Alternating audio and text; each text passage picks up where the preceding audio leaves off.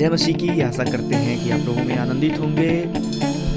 प्रकाशित वाक्य की 7 कलीसियाओं के लिखे गए पत्र से आज की कलीसिया बहुत कुछ सीख सकती है।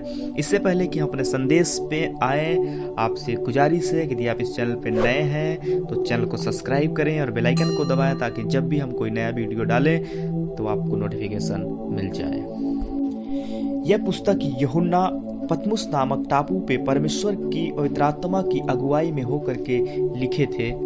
प्रकाशित वाक्य के समय में कलीसिया बड़ी सताव और बड़ी विरोध से होकर के गुजर रही थी।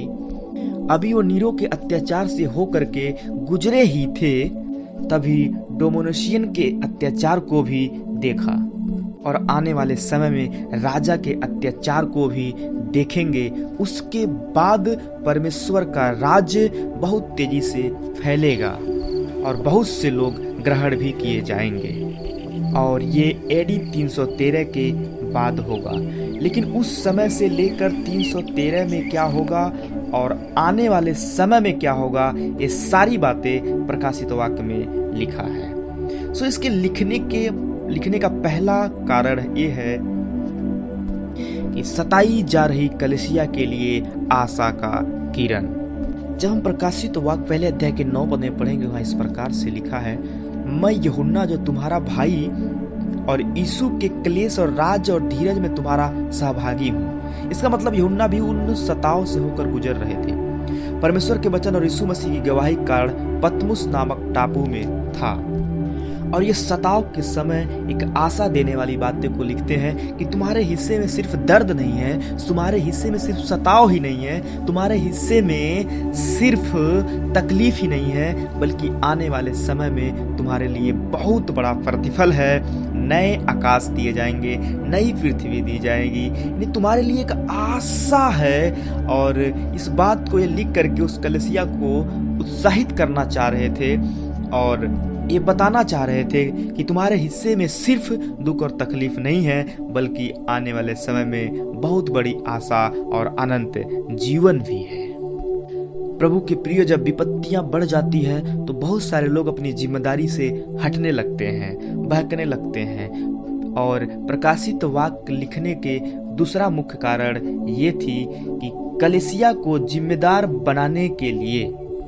जब हम प्रकाशित वाक्य 1 अध्याय के 6 पद को पढ़ते हैं, इस प्रकार से लिखा है, और हम एक राज और अपने पिता परमेश्वर के याजक भी बना दिया, उसी की महिमा और पराक्रम युगान युग रहे, आमीन। याजक का मतलब क्या है? मतलब लोग और परमेश्वर दोनों के बीच में जो बिचवई का स्थान दिया जाता है उसी को याजक कहते हैं। तो वो याजक अपनी जिम्मेदारी से ना मुकर जाए, अपनी जिम्मेदारी से ना डगमगा जाए, उसके लिए ये लिखते हैं कि हम एक राज और अपने पिता के लिए याजक भी बना दिया।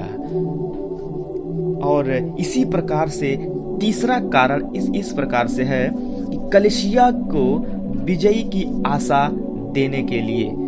प्रभु के प्रियो, उस समय सब जगह से हताशा और निराशा कलीसियाओं को मिला था, सब जगह से वो सताए गए थे। तो उनका लिखने का तीसरा मुख्य कारण यही था कि कलीसियाओं को विजय की आशा देने के लिए कि कोई बात नहीं, आज तुम सताए जा रहे हो, कोई बात नहीं, आज तुम दुख उठा रहे हो।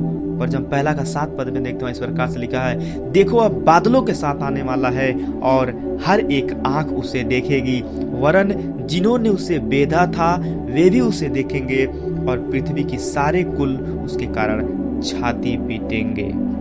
कि मतलब याद रखो कि तुम्हारा विजय तय है, तुमको जीतना ही है। भले तुम अभी तकलीफों से होकर के गुजर रहे हो, पर देखो वो तुम्हारा चाहने वाला, तुमसे प्यार करने वाला बादलों पे आएगा और तुम्हें बादलों पे लेकर के जाएगा और जीत तुम्हारी होगी।